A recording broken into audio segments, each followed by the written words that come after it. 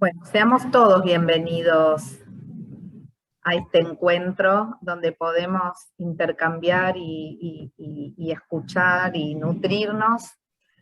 Hoy está con nosotros un amigo de la casa muy querido, Miguel Lares. Miguel es psicoanalista, es un profesional que ha trabajado muchísimo en relación a la práctica y a la transmisión, que trabaja en relación a la transmisión a la práctica del psicoanálisis.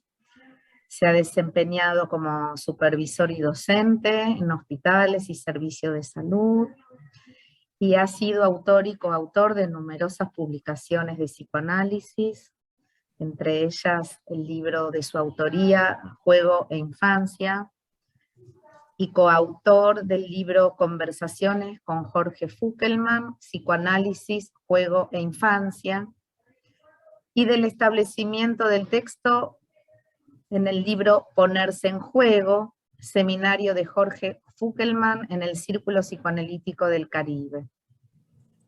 También ha sido compilador y coautor de la obra Psicoanálisis, Infancia y Pubertad, sobre la transmisión de la clínica. Es coautor de las obras Sociedad y Violencia, Sujetos, Prácticas y Discursos, y Dimensiones y Perspectivas acerca de la violencia en América Latina, editadas en México por la Universidad de Ciencias y Artes de Chiapas. Estos son algunos de las publicaciones de Miguel Lares. Bueno, Miguel, te agradecemos un montón que estés con nosotros nuevamente, y bueno, te damos la palabra. Bien. Si querés comentarnos el título también de tu ponencia. Bueno, muchas gracias por la invitación renovada a encontrarnos en esta actividad de trazo, y los mejores deseos para este nuevo ciclo, ¿no?, que ya comenzó, y sobre el cual tuve noticias que comenzó muy interesante, con mucha fuerza. Bien, yo tomé en cuenta que en el editorial de trazo para este año había una propuesta, entre otras, que era la de volver a reflexionar sobre la intensidad. Y me resultó muy interesante la editorial que me pasó Débora, que escribieron ustedes, porque en esa editorial ustedes proponen que desde la intensidad actual que estamos viviendo, reflexionemos sobre la intensidad ya vivida. O sea, una intensidad que rebate, que flexiona sobre una intensidad que no está presente, una intensidad actual sobre una intensidad pretérita, ¿no? Y me parece que para nosotros siempre es muy útil esa operatoria, ¿no?, porque en esa torsión no solo podemos comprobar cómo se articulan ciertas cosas, sino también es dable corroborar una pérdida y un excedente en esa articulación. Algo que queda en menos y algo que queda en más. En ese espacio que queda entre lo que está en menos y lo que está en más, en ese lugar que no es ni aquí ni allá, y que es efecto de una articulación, es ahí donde solemos ubicar el sujeto que recibimos en el consultorio. El sujeto que especifica el psicoanálisis, es decir, el sujeto del inconsciente. Entonces, sobre intensidades que flexionan unas sobre las otras, les voy a contar una anécdota de consultorio. No es improbable que la haya contado en trazo en alguna de las reuniones que tuvimos en Boedo, cuando estábamos todos de cuerpo presente. Y pido disculpas por el término cuerpo presente porque suena un poquito funerario, ¿no? Como misa de cuerpo presente. Bueno, pero añoramos ese encuentro personal, ¿no es cierto? en Boedo. Pero enhorabuena que podemos encontrarnos aquí. En fin, cuento la anécdota. Hace muchos años atrás había recibido la consulta de un nenito de 6 años, la consulta de los padres, preocupados porque este nenito de 6 años se hacía pis en la cama. Y como había empezado la primaria y se venían acontecimientos, ¿no? Como ir a la casa de un amiguito, ir de campamento con el colegio, los padres estaban preocupados por esta enuresis, que era sobre todo nocturna. Bueno, con este nenito, iniciado el tratamiento, nos ponemos a jugar al fútbol con cierto fervor.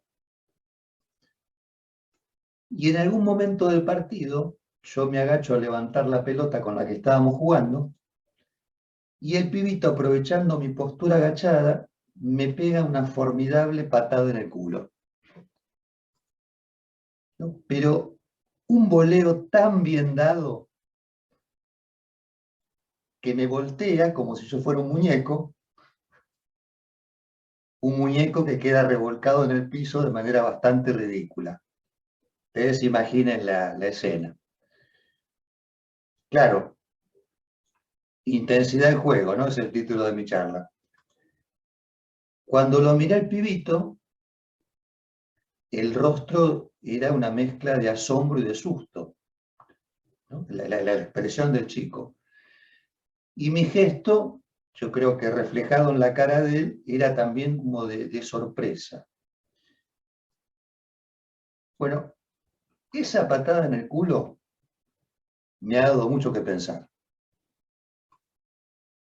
Y me sigue dando que pensar.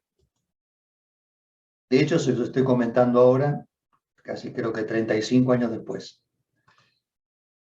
Con lo cual es una patada en el culo que va atravesando distintas épocas, ¿no? Y seguramente esa patada en el culo me seguirá acompañando en lo que me queda de vida. Y probablemente trascienda mi existencia la patada en el culo.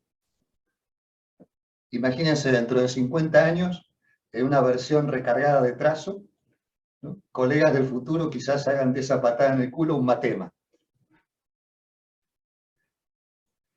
Bien, pero por ahora puedo decirles que, entre otros innumerables déficits míos como analista, me di cuenta, luego de ese puntapié en cuestión, que en ese caso había un pique muy puntual en mi reflexión sobre algo particular, ¿no? O sea, algo que yo había omitido en la reflexión sobre ese juego con el nene, y era el objeto pelota. Yo me había concentrado mucho en los personajes que estaban jugando, pero había descuidado la reflexión sobre este objeto pelota. Y a ustedes les consta que en su infinita gentileza, los niños y las niñas suelen leer con la imagen del cuerpo y señalar ahí aquello que a los mayores nos importa.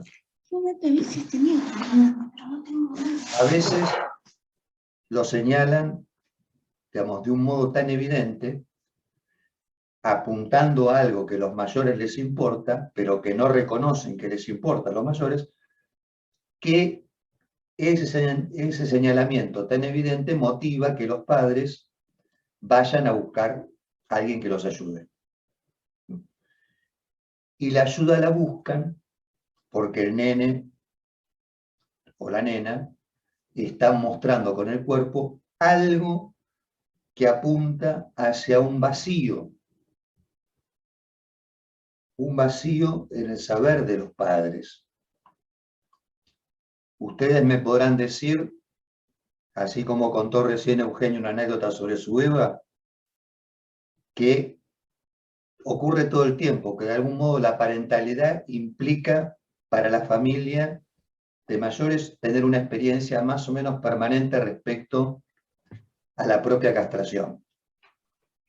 Fíjense, me parece que el ejemplo que dio recién Eugenia es muy ilustrativo, ¿no? De cómo escucha en su criatura algo que señala incluso una cuestión que trasciende una generación, ¿no? Que apunta a la tercera generación. Y a la mamá la sorprende, la asombra, ¿no? Como ahí donde la asombró, donde la sorprendió Eugenia, ahí la criatura indicó un vacío. Y yo le respondería que, claro, esto pasa habitualmente, pero que en ocasiones esos agujeros hacia los cuales apunta la imagen del cuerpo del neno o de la nena tocan una problemática de la parentalidad que impide que los mayores puedan tomar eso que está mostrando el hijo como un juego. O sea, insisto, la imagen del cuerpo mostrando algo que apunta hacia un vacío de los papás, y ese vacío como teniendo que ver con una problemática que impide que los papás tomen esa mostración del hijo o de la hija como un juego. Bueno, y ahí les decía, en el mejor de los casos, llegan para pedir una consulta, y nos consultan ¿por qué? Porque se supone que quienes se dedican al psicoanálisis, y acá incluyo a los que están reunidos aquí, sean psicomotricistas, terapeutas ocupacionales, psicopedagogos, porque yo entiendo que los que están sumados a atraso tienen una ética en la escucha, con lo cual puedo decir psicoanalistas y no me equivoco al pensar que todos están aportando esa escucha cuando reciben la consulta. Entonces les decía, nos consultan porque supone quien se dedica al psicoanálisis es alguien que tendría más posibilidades que otros sujetos para metabolizar. ¿Qué? Para metabolizar los objetos que se presentaron en lo que estaba mostrando el hijo o la hija y que los padres no pudieron metabolizar como de jugando. Cuando los papás consultan, aunque no lo sepan, es para lograr que el juego se restablezca. Y que en ese restablecimiento se reconstruya tanto la escena lúdica como aquello que queda por fuera de la situación de juego. Es decir, se restablece una pantalla que delimita lo que es juego de lo que no lo es.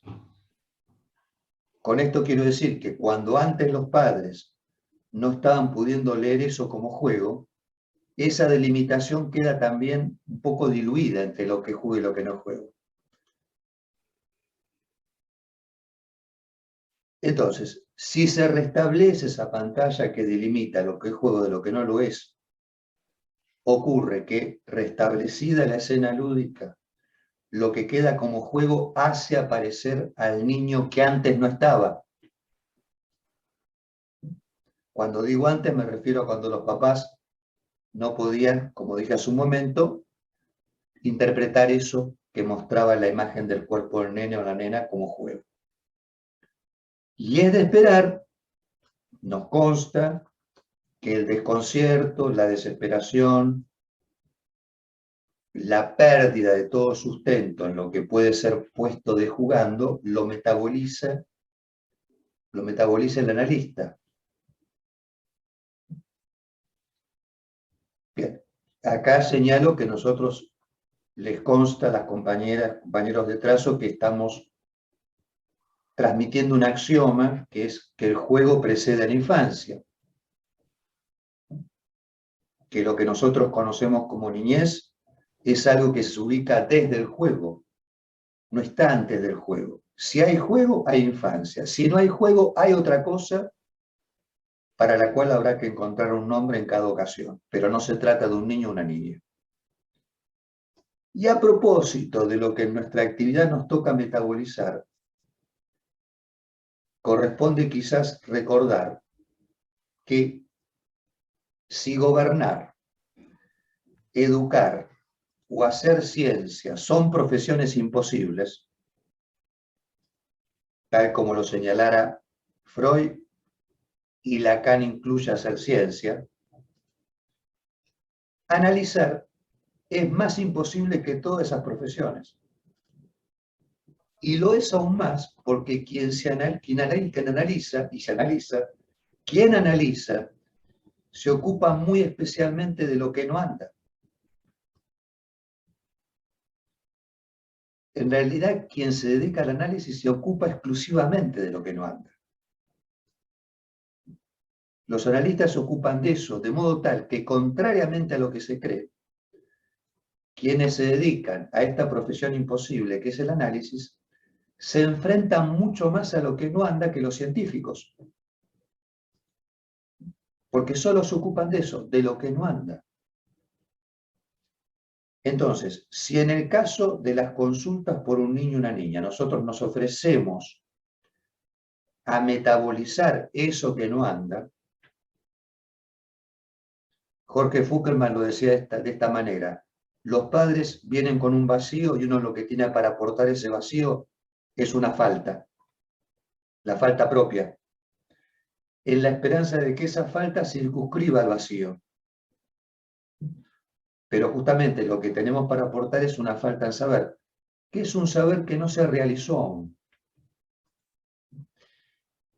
Entonces, si en el caso de las consultas infantiles nosotros nos ofrecemos a metabolizar eso que no anda, lo que no anda puede pasar a ser de jugando, con lo que esto puede implicar de poner las cosas que no andan en el plano de la representación.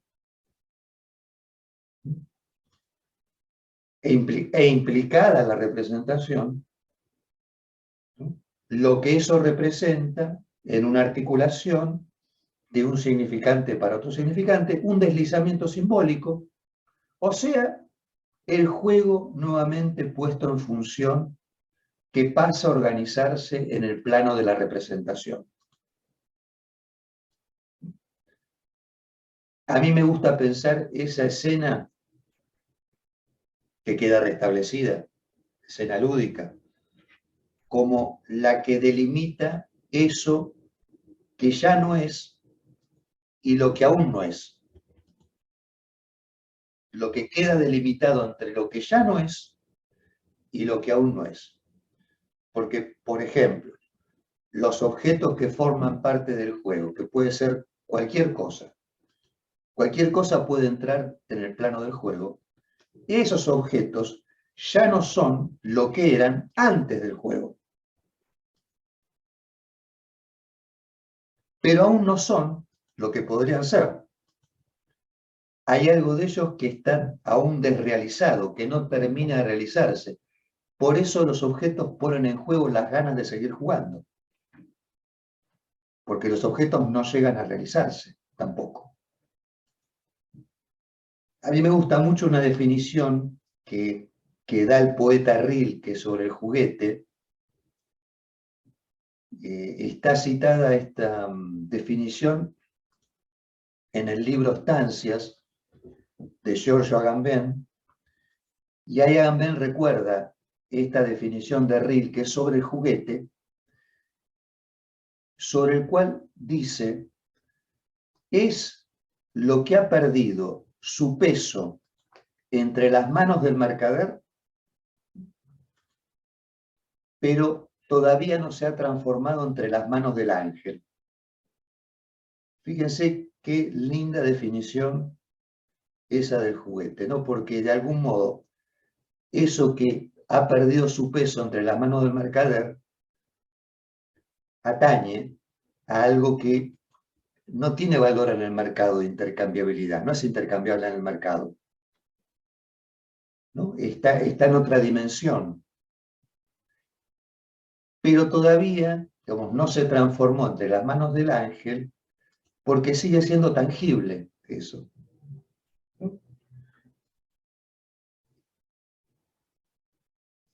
Y los nenes y las nenas se podría decir que también ya no son lo que eran antes del juego. Porque quizás antes del juego probablemente eran, es decir, meros objetos de la satisfacción parental.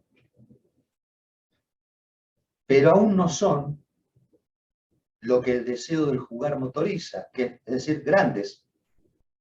Entonces ahí también se podría decir que los niños y las niñas están en esa dimensión de lo que ya no es, pero de lo que aún no es. En ese lugar de falta, entre lo que ya no es y lo que aún no es, justamente es donde nosotros nuevamente ubicamos aquello que conocemos como sujeto. Recuerdo que unos años atrás, acá la colega Memé Poletti, acá presente, me había pasado unos videitos muy lindos en los que había niñitos y niñitas jugando a esto de aparecer y desaparecer. ¿Te acordás, Memé? Que eran varios juegos, ¿no? ¿Y dónde está fulanita? Acá está, ¿no? Y se escondían detrás de una cortina o detrás de algún objeto y aparecían y desaparecían. Me parece que eso puede ilustrar lo que atañe a la representación. Algo que pone en juego lo que es y no es visible, lo que aparece y desaparece. En esa pulsación, que no es ni aquí ni allá, es donde situamos al sujeto. En el caso de las consultas por adultos, a quienes se dediquen a eso, les constará que la persona que viene, cuando toma la palabra para representarse, pero también para desaparecer. Y cuando toma la palabra, desaparece también. Por supuesto que en este sujeto particular, que es el de la infancia, que esté o que no esté, es de jugando, justamente. Me acuerdo que hace muchos años me comentaron en el Ameguino sobre un nenito, una supervisión, sobre un nenito que estaba teniendo una colega, que la mamá vivía en la Villa 31, y el nenito de 8 años de repente desaparecía de la casa y durante 2 días no aparecía, y después volvía. Bueno, ese desaparecer no era de jugando, porque ahí el nenito es como si hubiera tomado a la ciudad como lugar para jugar a la escondida. Y para nosotros la ciudad como un lugar para jugar a la escondida no es de jugando. Puede ser el patio, puede ser algún lugar de la casa, pero no la ciudad toda. Bueno, les decía, en este sujeto particular, cuando no es de jugando, lo que podemos hacer es, a costa de nosotros mismos, reconstruir ese juego de modo tal que el nene en cuestión no sea una pelota que está peloteada de aquí para allá, sino que esté jugando ahí a algo que esté peloteado, aun cuando ese peloteado sea el analista. Es menester que sea así, por otra parte. Que si alguien tiene que estar peloteado, sea el analista, o quien le toque recibir la consulta. Y si parece que de repente no va a ser de jugando, nos tocará a nosotros ver cómo nos arreglamos para que eso no se salga de la dimensión del de jugando. En este caso que les comentaba, de esa patada, ya legendaria, si lo ocurrido con el nenito pudiera resumirse en una frase, yo diría que el gesto infantil indicó: ponete a pensar un poquito en qué quiere decir, qué objeto y qué personaje que te atañen están involucrados en dale que eras una pelota y te patean todo el tiempo. Noten ustedes cómo el objeto se hace presente ahí. Y como suele ocurrir, cuando el objeto se hace presente, lo hace bajo formas inesperadamente intensas. Probablemente la intensidad de esa presencia, probablemente no, con toda seguridad, se corresponde con un déficit en la reflexión sobre el vínculo entre los discursos y aquello que los discursos van necesariamente excluyendo. Y lo que excluyen retorna. Lo hemos charlado con ustedes hace un par de años cuando hablamos del capitalismo y la ciencia. En el 2020, ¿no? Nuestra primera reunión virtual. Porque lo que los discursos van excluyendo está vinculado con ese objeto que el psicoanálisis freudiano especifica, que es un objeto perdido, un objeto en falta. Por eso, sobreeducar y gobernar o hacer ciencia, seguramente mucho habrá para decir en estos intensos 2 años y medio que atravesamos. Gobernar, educar y hacer ciencia. Y que aún hoy estamos atravesando, ¿no? Y a propósito de esto, recordaba un contacto que Lacan tuvo con la prensa italiana en Roma en 1974, porque me parece que vino muy al pie, en mi recuerdo, de algo que atañe a nuestra actualidad, porque ahí en esa conferencia de prensa, Lacan decía que los biólogos, los físicos, los químicos, son esos viejos niños con guardapolvos almidonados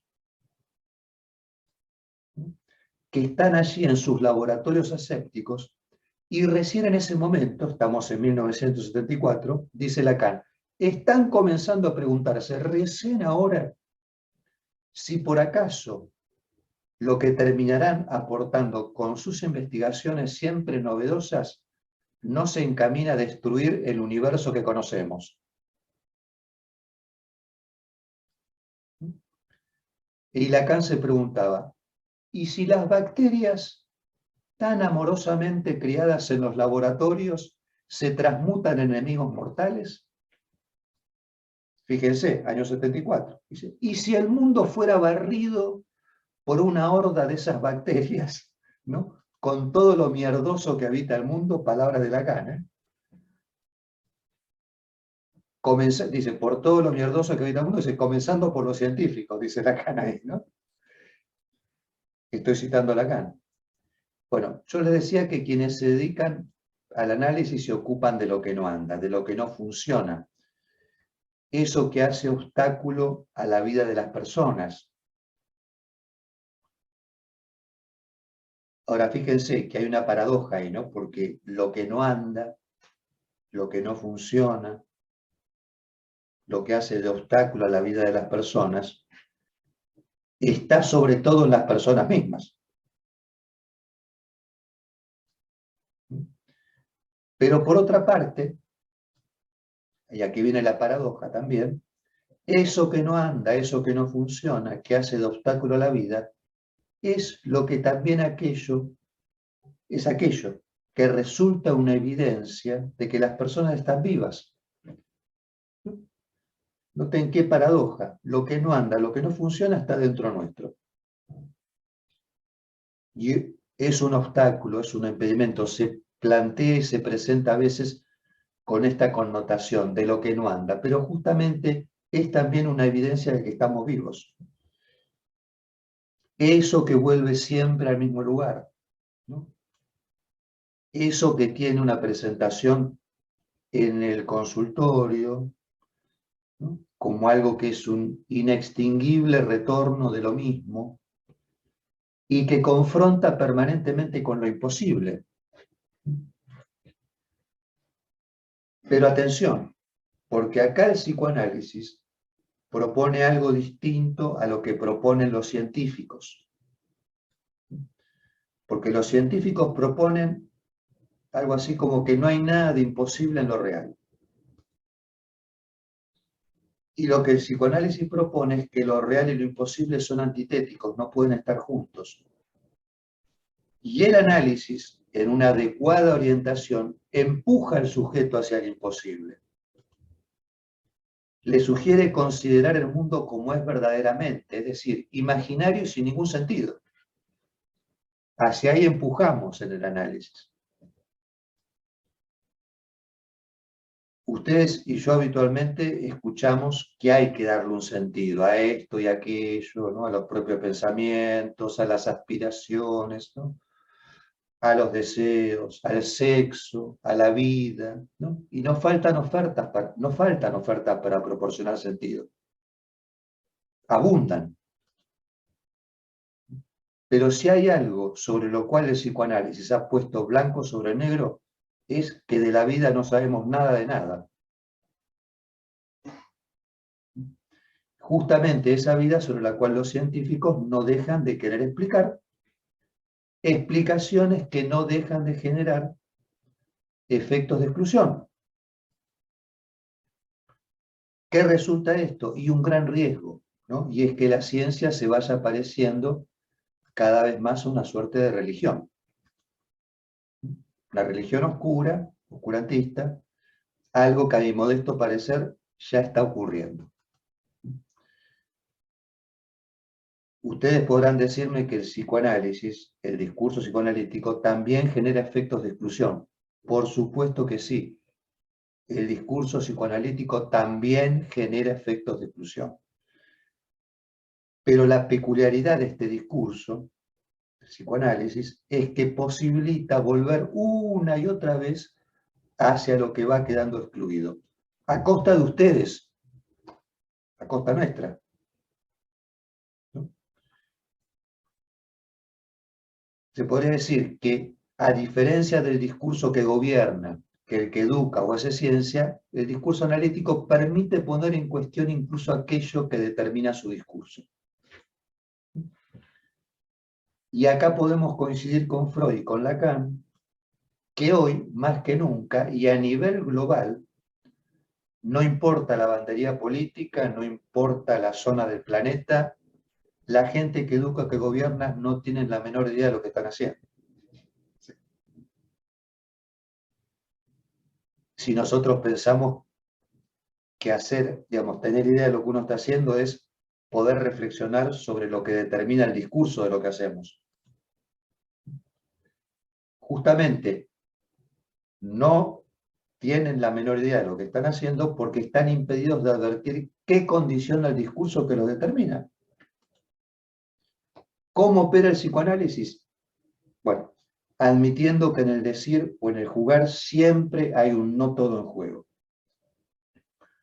Un no todo que alude a un querer decir.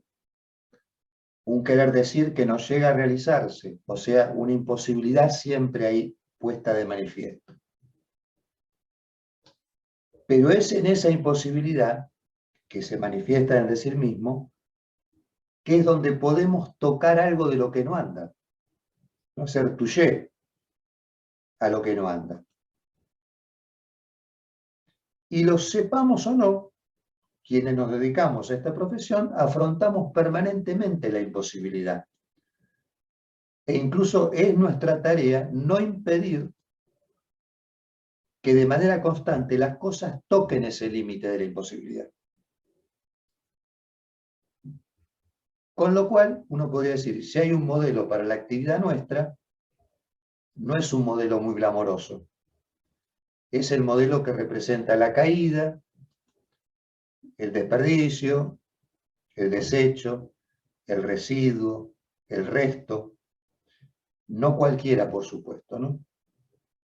Porque les decía hace un ratito que la idea que tenemos sobre el objeto es que se trata de un objeto que está en falta, que es un objeto que no es intercambiable y que por ser un objeto en falta, ahí se ubica una marca. En este momento yo podría invitarlos a que miremos un poquito más de cerca esas marcas y cómo la subjetividad es el modo en que una persona representa el mundo y cómo se representa esta persona en ese mundo.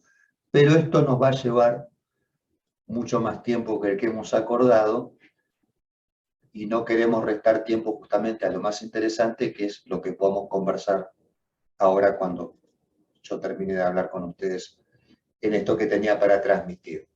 Solo voy a agregar una cosa, ¿no? Algo sobre esta suerte de debate que en el 2020, en el 2021 y aún en el 2022 nos viene atravesando, ¿no? Porque hay una pregunta que con toda legitimidad ha circulado en estos años, estos 2 últimos años, respecto a que si es posible el psicoanálisis de modo virtual, sin la presencia de los cuerpos del analista y paciente en la misma habitación. Bien. Es una pregunta que a mí me hizo recordar otra que circulaba en algunas décadas atrás, y acá colegas la van a recordar, me hizo acordar a otra pregunta, que era, ¿se acuerdan cuando nos preguntamos, ¿es posible o no es posible el psicoanálisis en las instituciones? Si hemos hablado sobre esto, ¿no? Después se dejó de hablar, pero hablamos un montón. De algún modo se esgrimía que la institución representaba un dispositivo distinto, ¿no? Distinto al consultorio particular. A mí ese debate siempre me causó un poquito de gracia, porque lo que esa pregunta daba por sentado es que el psicoanálisis era posible en el consultorio.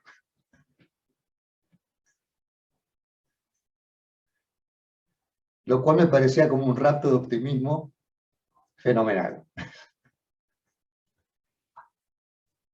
Bueno, sobre el debate actual, el discurso analítico es el lazo social determinado por la práctica de un análisis. Ahí tenemos una definición de examen, si quieren. ¿No? ¿Qué es el discurso analítico? Respóndame. Es el lazo social determinado por la práctica de un análisis. Ahí tienen la respuesta. Bueno, váyase, tiene un 9. Bien. Y como en alguna ocasión se ha dicho, este discurso analítico merece ser ubicado a la altura de los más fundamentales entre los lazos que permanecen aún en actividad. Y a propósito de este lazo social, que a pesar de todo subsiste, a pesar de todo permanece, para Freud era muy importante que su dispositivo subsistiera y que los psicoanalistas lo hicieran funcionar, aun cuando no comprendieran muy bien de qué modo funciona, que lo hicieran funcionar. Y hay que decir que quienes nos dedicamos a esta tarea, a duras penas vamos comprendiendo cómo funciona esto. Pero como el dispositivo está en su lugar, lo hacemos funcionar. Y funciona.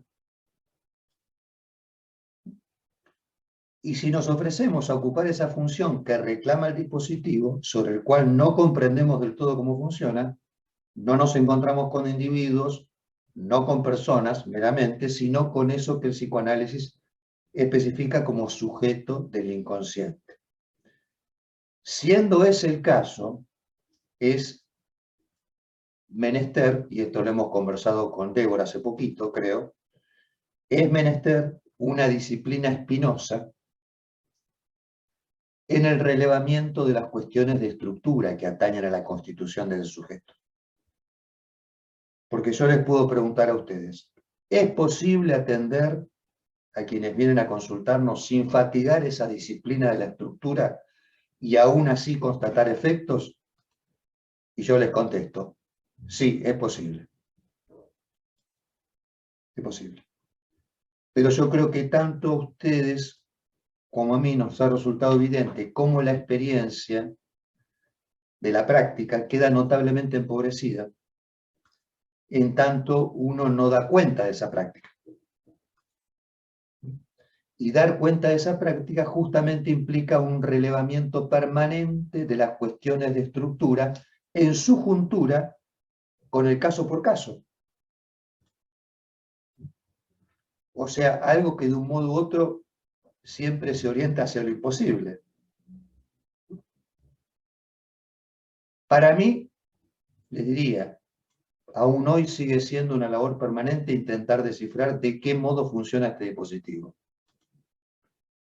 Tanto en lo estructural como en el caso a caso, ¿no? Por supuesto. Bueno, Por otra parte, creo que hemos tenido pruebas de efectos que se constatan en ese dispositivo, incluso a través de medios no presenciales, aún sin la presencia en el mismo espacio de los que participan. Yo creo que una atenta y dedicada escucha, ¿no?, que pone en juego justamente ese saber en falta, una escucha más dispuesta a escuchar las articulaciones que los sentidos, una lectura e inscripción de lo escuchado, seguramente no va a dejar de tener efectos interesantes y constatables. Yo puedo aportar acá algunas reflexiones inconclusas, que son más bien preguntas, porque yo creo que la consulta remota lo que nos invita a reflexionar más bien es qué implica la presencia del analista. Aquí nuevamente, tanto en lo que atañe a las claves elementales del dispositivo freudiano como en el caso por caso. Es una pregunta que se renueva. ¿Qué implica la presencia del analista? Porque se podría decir que el sujeto en la entrada del análisis se ubica de un modo parecido al que hacíamos referencia cuando hablábamos del juego, ¿no? Se ubica entre lo que ya no es y lo que aún no es. Ahí se ubica el sujeto, cuando llega. Cuando toma la palabra, ya no es, porque ya no es lo que le pasa, es lo que dice respecto a lo que le pasa. Entonces ya no es lo que le está pasando. Y aún no es, porque entendemos que cuando habla pone en juego un saber irrealizado, un saber que tendrá, que aún no es. Entre lo que ya no es y lo que aún no es, fíjense que ahí se pone en juego algo del pasado y del futuro.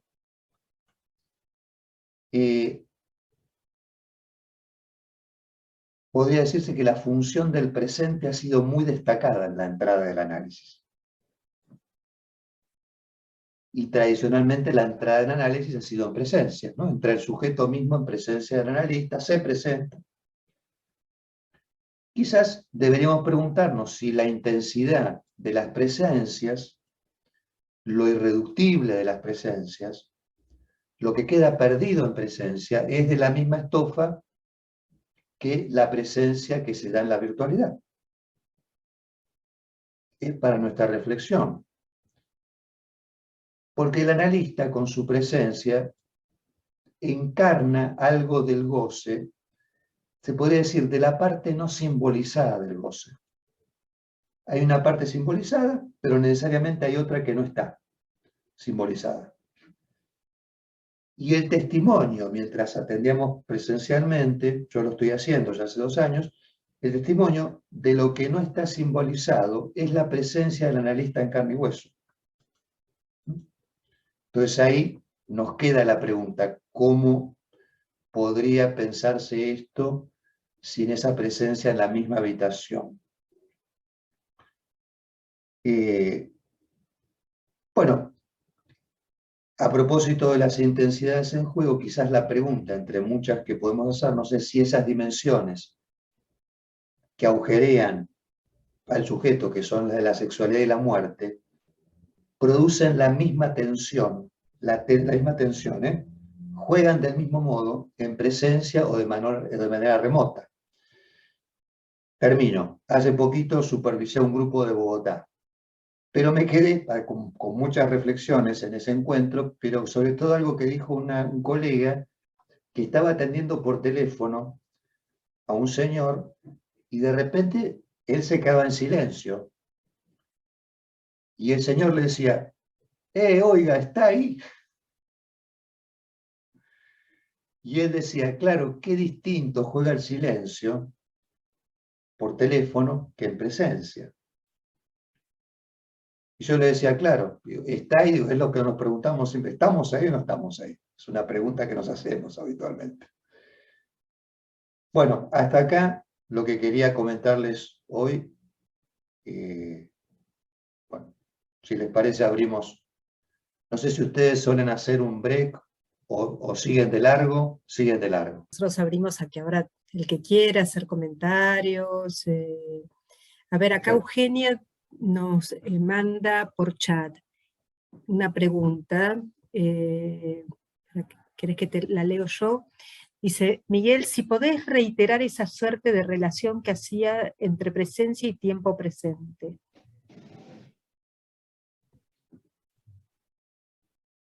Eugenia, ¿te referís a la última reflexión? Sí, dice que sí. Sí, ahí decía que, a ver, que por un lado, la función del presente queda de alguna manera acentuada en la entrada análisis, justamente porque esa entrada en análisis pone en juego algo que atañe a lo pasado y atañe al futuro, atañe a lo que ya ocurrió y atañe al porvenir. En esa juntura, yo decía, entre lo que ya no es y lo que aún no es, Ya no es y aún no es. y fíjate vos cómo lo que tu niña te dijo, ¿me podés recordar la frase nuevamente, Eugenia? Textual. Sí, la frase textual es no comiste nada. No comiste nada, esa frase que te sorprendió. Esa frase, fíjate que apuntó a lo que ya no es, porque está apuntando a la generación de la abuela, y apunta al porvenir, porque vos dijiste, ahora voy a ver lo que hago, de aquí en más. Esa frase no la digo más. Bueno, ahí lo que quedó sentado en ese momento, en tu sorpresa, se podría decir que es el presente y tu presencia, además. Es como si te hubiera agarrado. Sí. A mí me resulta muy conmovedor que hayas tomado ese ejemplo, porque vos describiste una sensación, que fue la de sentirse captada ahí, porque estábamos tres en la escena, mi hija, mi marido y yo, o sea que yo dije, eso lo dije yo, pero yo no recordaba haberlo dicho hasta que lo escuché, y dije, ahí estoy yo y mi historia, esa sensación tan que decanta, ¿sí? Como un resultado ineludible, y hay algo de uno ahí, sin que sea uno el que está ahí, pero hay algo de uno jugado. Efectivamente. Hay algo de uno sin que seas vos. Porque hay algo que te representa, pero que también te borra, te hace desaparecer. Entonces, lo que decía era que, bueno, la entrada en análisis pone quizás en evidencia algo que atañe a la presencia, algo de las presentaciones y algo de lo irreductible que hay en las presencias. Por eso decía que hay como algo que la presencia aporta, es una intensidad que podemos vincular a esta parte de la presencia que no es simbolizable. A eso me refería. No sé si era hacia ahí que querías ir, Eugenia. Sí, porque en realidad no sé a dónde quería ir, sé por dónde me capturó algo de lo que decías, por varias razones. Primero porque pienso, entonces, en relación con lo que vos decías de lo irrisorio de preguntarse si es posible el análisis, ya sea en instituciones, ya sea en la virtualidad. En realidad, de lo que se trata es si la entrada en análisis es lo que pone en evidencia la presencialidad, lo que hay que preguntarse es si es posible la entrada en análisis. Perdón, me desconecto el audio porque hay mucho ruido acá. No, no hay problema, me parece que no es tan molesto. Sí.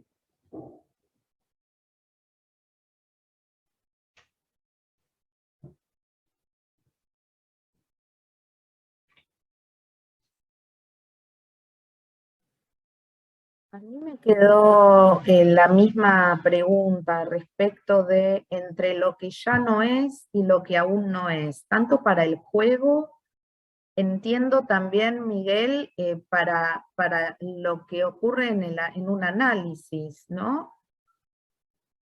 Incluso en el ejemplo que traía Eugenia con su niña, entre lo que ya no es y lo que aún no es.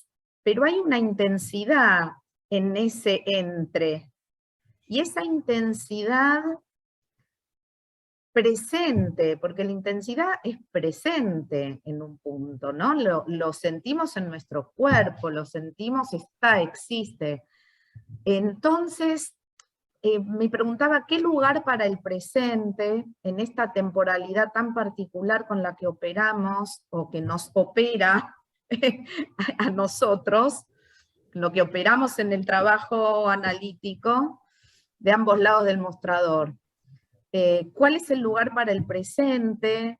Si esa intensidad que se juega es una intensidad, como vos decías, tanto que da cuenta de que estamos vivos, pero también padecemos esa intensidad, ¿no? En ese entre, ¿no? Entonces, ¿cómo distinguir esa intensidad que padecemos de esa intensidad que nos da la sensación de vivir? Y que nos da ganas de seguir, digamos, viviendo, ¿no? Porque hay una intensidad que se padece y que es mejor acotar, digamos, y hay otra intensidad que es la intensidad que habitamos cuando estamos amando, disfrutando, viviendo, ¿no? Con todos los sentidos que por suerte también le podemos dar a eso, ¿no? Entonces, bueno, no sé, pensaba eso, el lugar de ese presente entre esas dos faltas, digamos, lo que ya no es y lo que aún no es, o esa falta, no sé cómo llamarlo, el lugar del presente, el lugar de esa intensidad en ese presente, y cómo horadar algo de esa intensidad para que sea una intensidad productiva y no una intensidad que nos mande al muere, digamos. A mí me parece que entre muchos capítulos que abriste, Débora, hay uno que es relativo al amor, que por ahí puede ser una propuesta para atrás o el año que viene, ¿no? Digamos, cómo se ubica ahí el amor en lo que entendemos como un mediador, ¿no? Algo que hace condescender el goce al campo del deseo, en una forma, digamos, benévola, como vos bien describías. Yo escuchándote, mira, me acordé de cómo termina Conversaciones con Jorge Fuckelman, la última pregunta que le hacemos a Jorge,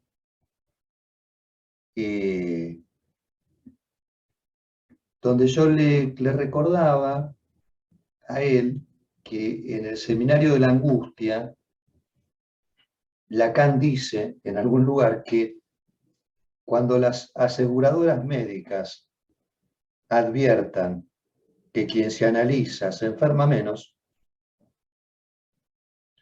van a tener que repensar los valores de las coberturas.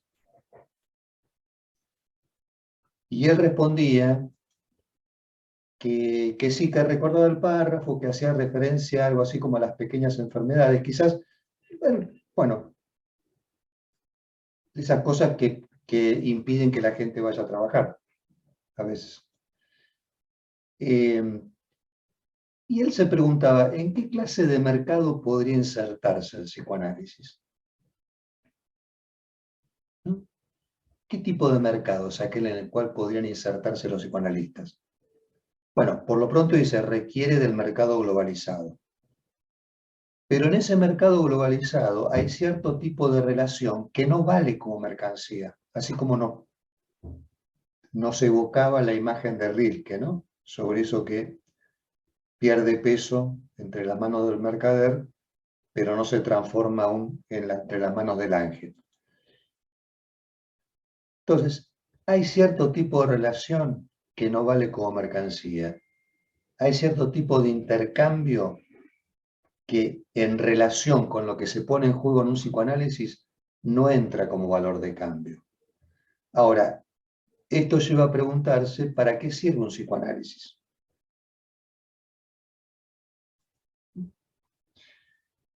Si alguien se mete en eso, quizás se va a producir algo más que tendrá que ver con un movimiento en relación con un sufrimiento. Pero no se puede decir que el psicoanálisis sirve para aliviar un sufrimiento. Acá cito casi textualmente a Jorge. Él decía, en todo caso podrá servir para situarse de otro modo respecto al sufrimiento, para que se sufra de otra manera, ¿no? Para que se tome nota de que allí donde se sufre sucede algo más. Y ahí ya tenemos un paso, ¿no? Haciendo bien lo que vos comentabas, Débora. Y sobre los modos trastornados, alterados, desamarrados, con los que se presenta esto que no anda en la vida de cada quien, bueno, tenemos ejemplos en el consultorio. Yo creo que, sí, conversamos contigo, Débora, hace poquito sobre una entrevista que le hacen a Clarice Lispector. ¿Conversamos con vos sobre esa entrevista? En la televisión brasilera, Clarice Lispector, una autora brasilera, muy interesante, con un estilo de escritura singular, y en esta entrevista, justamente el entrevistador también cita a Rilke, y le dice que Rilke solía comentar que no podía imaginar la vida sin escribir. Entonces, el periodista le pregunta a Clarice, ¿a usted le pasa lo mismo? Y ella le responde, sí. Es más, dice, yo ya terminé mi última obra y ahora estoy muerta. Entonces el periodista, para tratar de llevar la entrevista a una zona menos mortificada, imagínense, en la televisión pública brasileña, le dice, bueno, pero seguramente usted renace con cada nueva obra. Y ella le dice, habrá que ver, está por verse, pero ahora estoy muerta. Y se le dice seria, ¿eh? Ahora estoy muerta y le estoy hablando desde mi tumba. Bueno, ahí tenemos quizás la evidencia de que para esta persona lo que representa la vida está en la dimensión del escribir, y eso tuvo efectos, ¿no?, en ella misma y lo sigue teniendo en sus lectores hasta el día de hoy. Y por otra parte también la prueba de que cuando no escribía estaba mortificada de un modo muy intenso.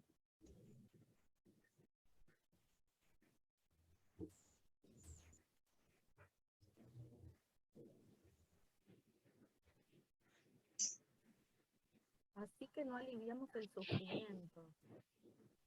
Wow. No se escuchó lo que dijiste, Debbie. No importa, después. No, están Silvia Silvia. y Euge levantando la mano, sí. Silvi. Gracias, Miguel. Bueno, un montón de temas, ¿no? Pero te quería preguntar respecto de cuando dijiste que a propósito de cómo las explicaciones de la ciencia generan efectos de exclusión, y dijiste el psicoanálisis también. ¿Podrías aclarar a qué te referías? Lo de la ciencia lo entiendo, lo otro quizás no quiero entenderlo, o a dónde vamos. Y no sé si recordarás, Silvia, este famoso programa de televisión en el que filmaron a Lacan durante 1 hora y media, él detrás de su escritorio, respondiendo a las preguntas de alguien que lo interpelaba. En esa emisión, él comienza diciendo así, digo siempre la verdad. Así comienza, ¿no? De un modo espectacular. Yo digo siempre la verdad, no toda, porque decirla toda no se logra, es materialmente imposible, faltan las palabras. Pero justamente por ese imposible es que algo queda tocado en lo real. Ahí está haciendo referencia de que en lo que decimos, algo siempre queda, sin decir que queda en un plano del querer decir, en una potencialidad. Eso que va quedando excluido en el decir mismo es aquello sobre lo cual no dejamos de volver. Es decir, lo que va quedando excluido necesariamente en un análisis. Lo que es un medio decir, sobre el cual yo suscribo el estilo de intervención que sea más bien oracular y enigmático, que no es sencillo, que es el más difícil, pero que también representa un medio decir. Porque si es un medio decir, algo ahí seguramente queda tocado, en esa imposibilidad que se pone en juego de manera permanente en un análisis. A eso nos referíamos, sobre que en este dispositivo, justamente, no dejamos de generar efectos de exclusión porque forman parte de la propuesta, pero también permitimos, posibilitamos volver una y otra vez, ¿no? Como si fuera un bucle sobre eso que no termina de decirse y que apunta a un querer decir. Y que apunta también como a algo que se pierde, porque quien toma la palabra para perder. Tomar la palabra es una pérdida de goce, pero también es un goce que se manifiesta excedente, ¿no? El análisis ahí permite una articulación entre lo perdido y el excedente. Digo, porque Débora hacía referencia, sufrimiento, padecimiento, dolor, ¿no? Sobre el cual puede expresarse un sujeto. Pero cuando toma la palabra ya no es el dolor, el sufrimiento o el padecimiento, es lo que dice sobre el dolor, es lo que dice sobre el sufrimiento. Entonces ahí ya hay una pérdida al tomar la palabra. Y hay un excedente, porque nosotros no dejamos de preguntarnos, es qué se satisface en esta persona diciendo lo que dice de esa manera y contándonos esta historia, porque ahí nosotros suponemos que algo está satisfaciendo. Entonces hay un excedente ahí, hay un goce también ahí que se presenta como un plus. Y una nota a pie de página. Acá quienes están presentes tienen que curarse de la culpa. Me incluyo. Nos tenemos que curar de la culpa. ¿De qué culpa? De que nosotros cobramos porque el otro trabaja.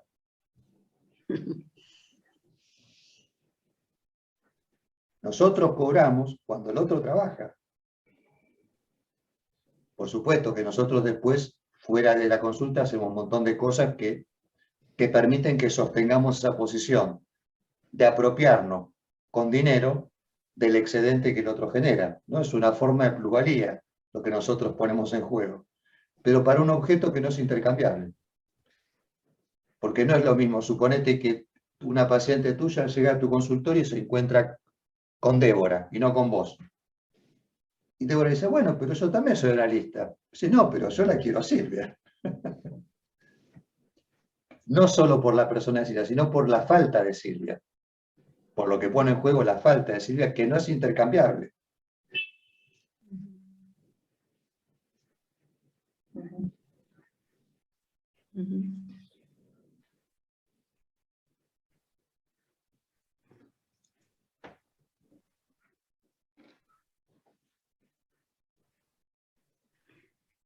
Voy a decir algo más de lo que me sugiere lo que estabas diciendo.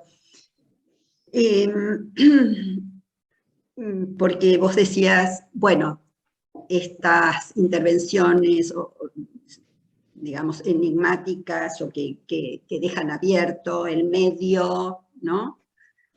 El medio decir, Ahora, pensando en el trabajo con los niños, y no solo con los niños, digamos, también veníamos diciendo en esta época, ¿no? Cuando el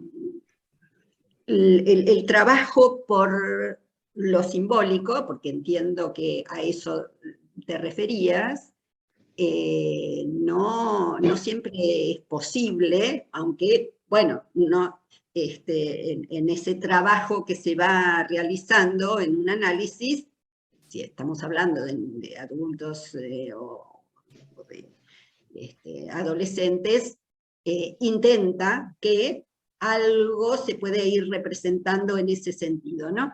Pero pensando en los niños, y en los niños a lo mejor más complicados, más perturbados, o los niños pequeños, o aquellos donde de lo que se trata justamente es de ir armando algo, de ir armando, como decíamos, de ir armando el nudo, que se trata, de eso se trata con los niños, que cada uno arme el suyo, y donde no siempre entramos por la cuerda de lo simbólico. ¿Cómo lo pensás vos esto?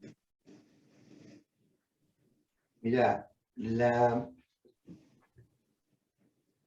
versión radicalizada del juego precede la infancia es que lo que está ocurriendo en el encuentro con esta criatura siempre es un juego, lo sepamos o no, sepamos de qué juego se trata o no, sepamos qué papel estamos jugando o no, nos entregamos a que eso es de jugando. Y esa entrega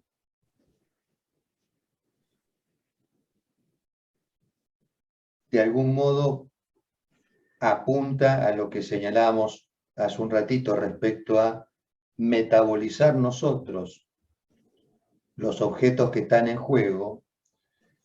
Por eso se podría decir que dependerá de cómo nosotros hayamos puesto en activo aquellos lugares o puntos de fijación en los cuales fuimos objetos de la satisfacción parental, como cualquier hijo de vecina, dependerá de cómo hayamos podido retomar en activo esos lugares, la oferta que hagamos nosotros como objetos.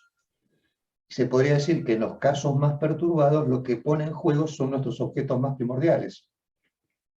Pero la dificultad sigue estando del lado nuestro. Eso sigue siendo un juego. Y digo esto porque los diagnósticos, estamos acostumbrados a escuchar, bueno, TGD, espectro autista, Asperger o lo que fuere, son diagnósticos que están situados desde la mirada.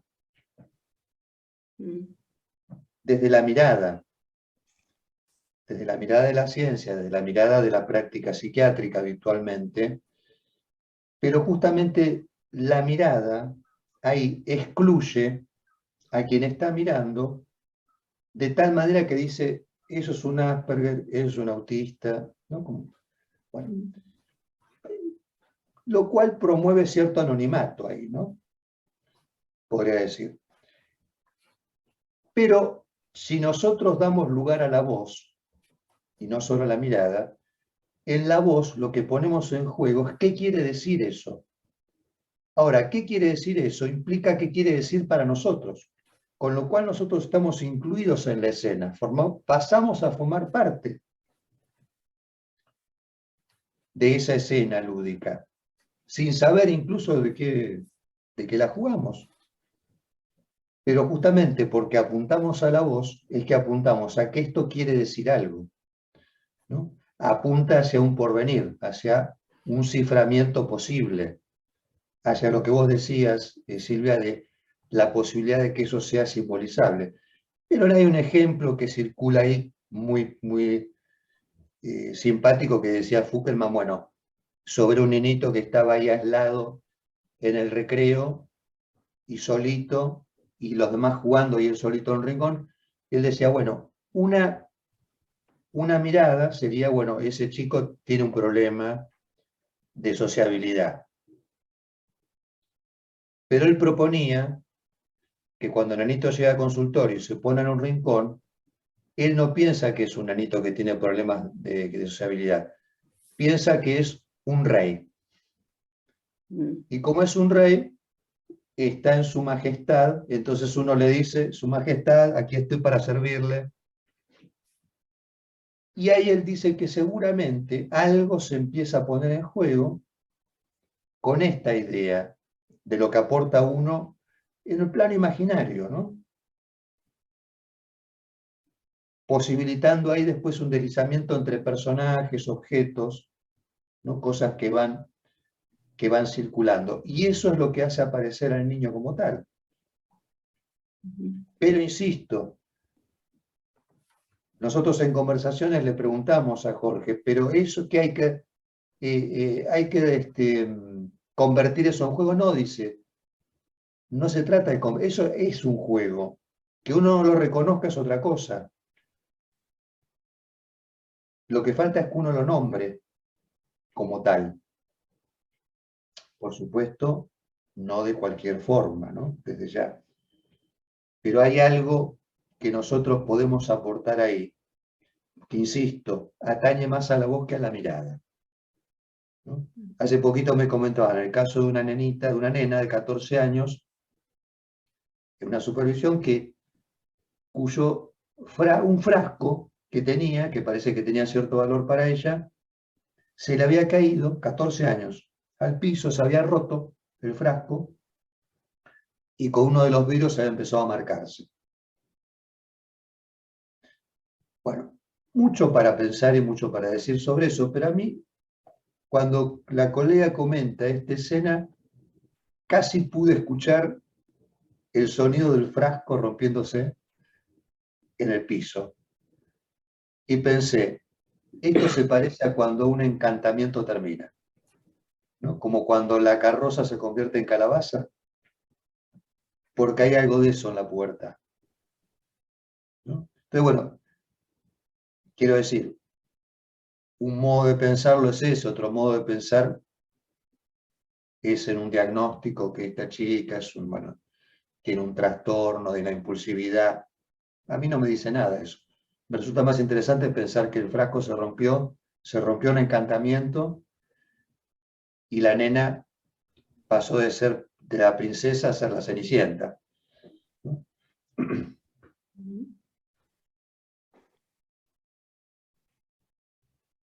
Debbie, vos habías pedido, ¿no? Me quedé pensando,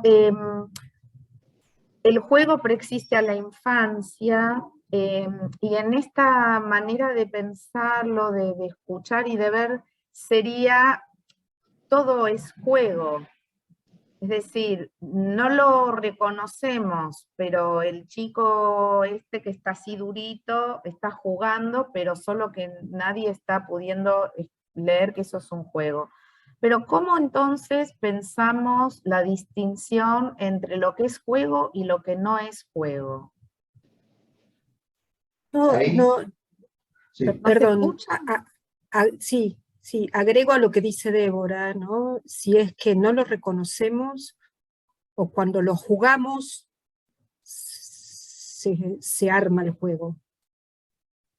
Porque mientras es tomado desde la mirada, queda sólido ahí, digamos, ¿no? En un diagnóstico o en... No lo si es al reconocerlo que se arma el juego, digamos, que se juega el juego. Yo no les conté el final de la patada en el culo. Claro. ¿Qué pasó después? Claro, yo me quedé en el piso pensando, ¿y ahora qué hago? Porque vi la expresión del nenito que estaba aterrorizado por los efectos de su acto. Digo, ¿qué? Tuve ahí como un minuto ahí, bueno, y ahí lo que se me ocurrió hacer es hacer lo que hacen los jugadores de fútbol. ¿Qué hacen los jugadores de fútbol cuando los faulean? Teatro. Bueno, Claro. a mí me gusta el fútbol, así que estoy acostumbrado a ver teatro. Lo tocan así, se caen como si le hubieran pegado un balazo. Bueno, Sí. bueno, yo desde el piso empecé a decir, referí, saque la roja, expulsión, expulsión.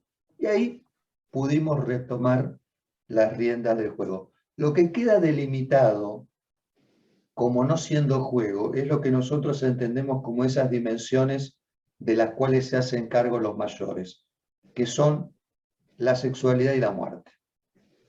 Esas instancias que si avanzan sobre el juego se termina. Y el juego se termina, lo que queda arrasado es la infancia. Pero en el caso de niños, por ejemplo, que se lastiman, ¿no? A veces me acuerdo de un pacientito mío que se ataba con un hilo, pero se apretaba mucho, ¿no? En la casa. Yo estaba del otro lado de la pantalla, hay que agregar a esto, ¿no? Y el nene solo en la habitación. Y yo digo, ¿qué está haciendo este chico, no? Porque se apretaba mucho, ¿no? Entonces ahí, ¿no? ¿En dónde? Porque yo seguí jugando, me jugué a que no le estaba pasando nada grave, digamos. O intenté jugar, ¿no? Yo no sé hasta qué punto el niño en ese momento estaba él jugando, digamos. Ahí me parece que había como un goce que excedía el juego, digamos, te estaba apretando fuerte. Entonces, no sé, no había una escena muy armada tampoco, como, bueno, no sé, me ataron, me atraparon y estoy atrapado y no puedo salir. Era una cosa que sentía en su cuerpo, ¿no? Yo creo, no me acuerdo ahora bien la escena que dije yo, pero y es probable que en algún momento haya comentado algo respecto de, uy, no te duele, o algo por el estilo, ¿no? Pero ahí, digo, nuevamente, ¿no? ¿Cómo diferenciar lo que es juego? Porque hay momentos en que uno dice, así no jugamos, ¿no? Hay momentos en que uno dice, así no jugamos. No sé, a lo mejor estoy siendo, ahí Fuggelman me diría, no, está mal lo que usted hace, ¿no? Pero bueno, no sé. No, ahí te diría que él empezaría a hablar al dedito, no al nene. Sí, sí, sí. Pasame el dedito que quiero hablar con él. No con vos, no, quiero hablar con el dedito. Por ejemplo, justamente Fuggelman comentaba que supongamos que hay unos nenes cuyo juego es quedarse en la vía del tren, esperando que el tren pase y el que sale último gana. La película Novecento estaba eso. 900, claro. Tremenda 900. Bueno. Y le habían dicho, bueno, pero ¿le parece que esos nenes por ahí se les podría invitar a leer algo? Sí, dice, pero en realidad ahí lo que habría que hacer es ir con ellos a la vía del tren y ponerse con ellos en la vía hasta que llegue el tren y ser el campeón.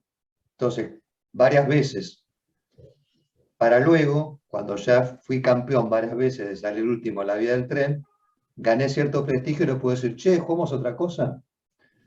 Pero no es antes sin eso. Fuggelman decía, por supuesto que yo encuentro cierta reticencia a jugar a eso, ¿no? Claro. Norma. Bien. Yo pensaba, escuchando, incluso hiciste mención a una chica de 14 años, y pensaba en una joven de 13 que me llegó ahora, que acaba de hacer el ingreso al Pellegrini muy exitosamente, y eso la puso muy contenta. Aquí que ahora no puede ir a la escuela, está como muy aterrada a salir de la casa, concretamente hay un pasar por el baño previamente, del cual no puede salir. Está ratos prolongadísimos en el baño. Yo hice la intervención de que, bueno, si ella se quedaba ahí estaba, pero que los padres estaban afuera, porque estaban tan angustiados que de pronto, porque alguna vez pasó en el consultorio, había como una intención de entrar. Entonces dije, no, ustedes afuera. Pero bueno, esto está muy incrementado, incluso últimamente a la sesión del jueves no vino, de ayer, porque no podía salir del baño. Ahora más le pasa, lo último es que no puede entrar, porque después va a tener que salir, y salir implica salir a la calle, a algún lugar que tiene que ir, en este caso era venir a mi consultorio. Entonces, tampoco puede entrar. Y bueno, ella, digamos, cuando tuvimos la sesión por teléfono, digamos, lo que ella puede hablar, y ahí habla, digamos, con bastante fluidez, es de muchas muertes que ha habido. Se murieron sus dos abuelos, uno de vía materna, otro de vía paterna. Y hay ahí una cosa como relativamente reciente en relación a esto de la muerte. Y por el otro lado, uno de los días que entró al que entró al baño, y que lo invitó al papá, el papá dijo, ¿necesitas algo? Y lo hizo entrar, y ahí yo dije, no. Ella tiene como la ropa baja hacia el muslo, o sea, que está como en una posición de cierta exhibición. Y bueno, y estamos transitando esto, a lo cual yo lo que sí dije es que los padres no pueden entrar. Pero me pregunto, ¿no? ¿Cómo poder hacer de esto un juego? Me veo como años luz de una posición jugante en eso. Me parece que ya haya podido empezar a hablar de estos muertos, que primero me lo decía tipo necrológica. Sí, mi abuela murió. Ah, ¿y cuándo fue? No me acuerdo, pero hace poco, ¿no? O sea, a medida que fui yo haciendo preguntas de este nivel de pelotudez, ella dejó de tener ese tono crónica, ¿entendés? Ese tono informativo, para pasar a tener un tono más dolido, más tocada, pero eso es todo. Y esto de no salir, ahora no entrar porque no va a poder salir, va tomando este matiz, ¿no? Antes era entrar y quedarse, ahora es, no entro porque si entro no salgo. Pero además no sale de la casa porque no puede hacer ese ritual. Claro.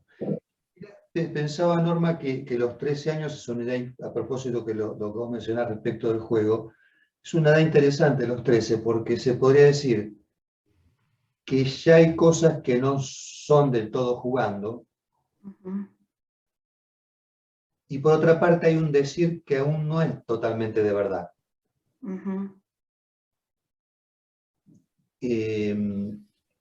Y con lo cual estamos como podríamos jugar, pero también podríamos hablar, depende de las circunstancias, pero sabiendo esto, que hay algo que ya no es totalmente de jugando.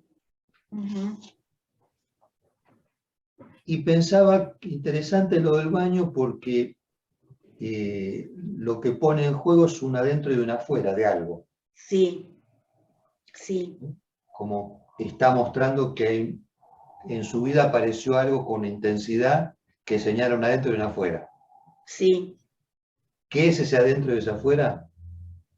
Para vos enigmático, para nosotros más, porque recién te escuchamos, un misterio, pero hay un adentro y un afuera, como algo que limita. Y pensaba en esto de que un lugar del cual no se puede salir o no se puede volver, y que tiene algo que ver con la muerte, ¿no? Un lugar hacia el cual uno va y no vuelve, y de ahí no tiene retorno.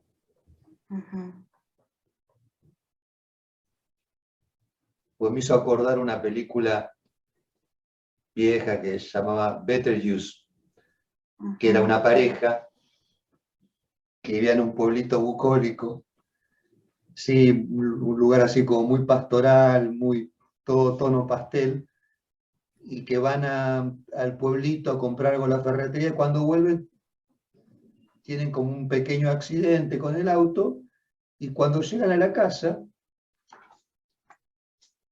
empiezan a encontrar ciertos indicios que les dan a entender que están muertos, se murieron. Ujú, Y cuando intentan salir de la casa no pueden. ujú, Es un lugar sin salida. ujú. Pero coincido contigo que ya comenzar a hablar y que incluso en un estilo que ya no es testimonial, Ujú. ¿no? O como decías, de crónica, sino algo que va acercando más hacia el afecto de lo que dice, Sí. es muy interesante. Y sabés que evoqué, que no omití decírtelo, cuando empezaste a hablar evoqué, hace una cosa con el papel higiénico, que usa todo el rollo que hay, eso pasó en mi consultorio, ellos decían que usaba rollos y rollos de papel higiénico, y hace como paquetitos, que luego tira. Entonces ella se va después de 1 hora, que está, porque termina la sesión y entra al baño, y se queda muchísimo tiempo. Entonces el baño queda, el inodoro, inundado de esos paquetitos de papel higiénico, el rollo totalmente vacío. Y bueno, ¿qué es eso? Por ahora, a mí me constituye una gran pregunta, no sé. Pero es un elemento que omití decir. Claro. Sí, yo por ahí con los papelitos haría algún señalamiento respecto a lo que queda perdido, ¿no? Ujú, Lo que ya no vuelve a ser como antes. ujú, ujú. ¿Qué cosas, no? Estas cosas que ya no son lo que eran y ya no vuelven a ser lo que eran. Ujú. Claro. ¿No? No hay manera de volver a poner el papel en el rollo porque ya está, ahí está algo perdido, ¿no? En esos paquetitos que se van. Que se van y no vuelven y no retornan, porque seguramente hay algo que vos estás pescando también respecto de cierta añoranza de la infancia, Pareciera, sí. ¿no? Como un tiempo perdido, un tiempo sobre el cual nosotros suponemos que esta chica va a empezar a flexionar hacia ese lugar, que es lo más propio, lo más personal, lo que la ha constituido, pero también lo más perdido, que es la infancia. Ujú. Ella ya ha tenido hace un tiempo la menarca y parece que fue un hecho como biológicamente muy naturalmente tomado, lo digo entre comillas mías, ¿no? Como que no, bien, ella sabía, tenía toda la información, como que daba cátedra de eso, pero se me ocurre que es una cosa relativamente reciente, tiene 13 años, ahora no sé exactamente cuándo fue, pero porque a mí también algo, estos paquetitos, ¿no? Me evoca la cosa menárquica, pero no sé.